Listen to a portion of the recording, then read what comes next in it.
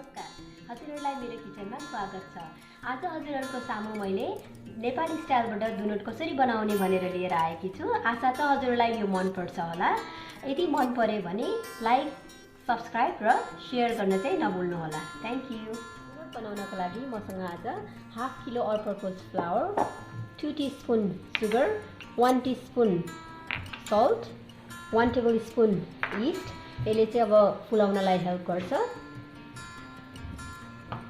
2 टेबलस्पुन घिउ, अनि मैले वार्म वाटर पनि लिएकी छु, त्यसले गर्दाखेरि फर्मेन्ट छिटो हुन्छ। पहिला चाहिँ हजुरले यीस्टमा चिनी हालेर यो तातो पानी हालेर एकैछिन 5-10 मिनट जति घोलेर राखिदिनु। र मिक्स गरेर नुन,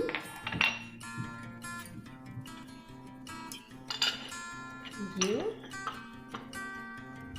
र यो घोलेर राखेकोलाई हालिदिन्छौँ। त्यसपछि यसलाई हामीले सबैतिर हुने गरेर मिक्स गरिदिन्छौँ। अब थोरै थोरै गरेर यसलाई मिक्स गरिदिनु। यो रोटीहरू बनाउने भन्दा अलिकति थोरै ढिलो हुनुपर्छ। यो अलिकति हातमा लाएर जसले गर्दाखेरि अलिक टाँसिँदैन।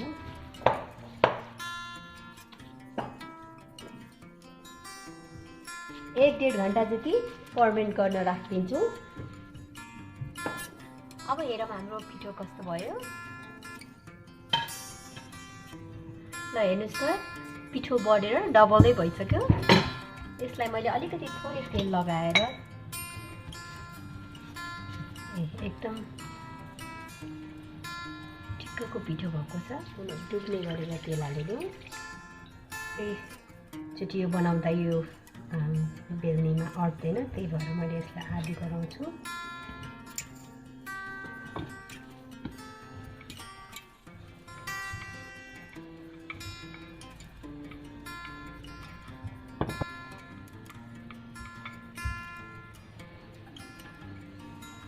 मैले चाहिँ यो भाँडाले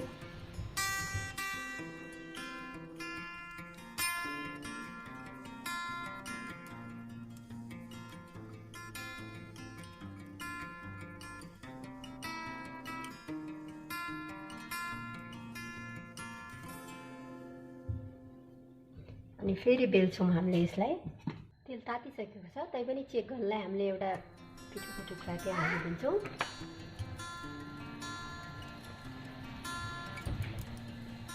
फुलेर माथि आयो। यो पकाउँदा मिडियम टु हाई हिटमै पकाउनु पर्छ।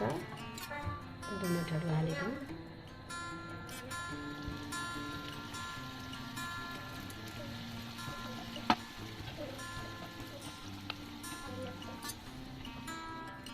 ब्राउन भइसक्यो, त्यही भएर हामीले यसलाई पल्टाइदिउँ। एक साइडमा पाकिसकेपछि अर्को साइडमा पल्टाइदिउँ।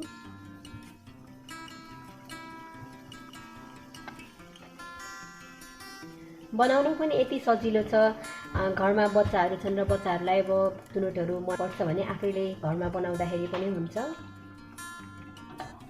यो रेडी भइसकेको छ।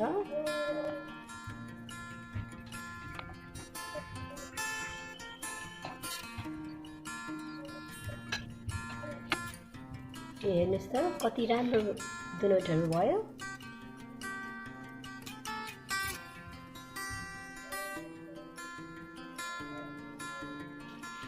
यो भित्र भाँचेर हेर्नुहोस् कति राम्रो बनेको छ, एकदम फुलेर। यसै गरी अरू दुनटहरू पनि बनाउँछौँ हामी।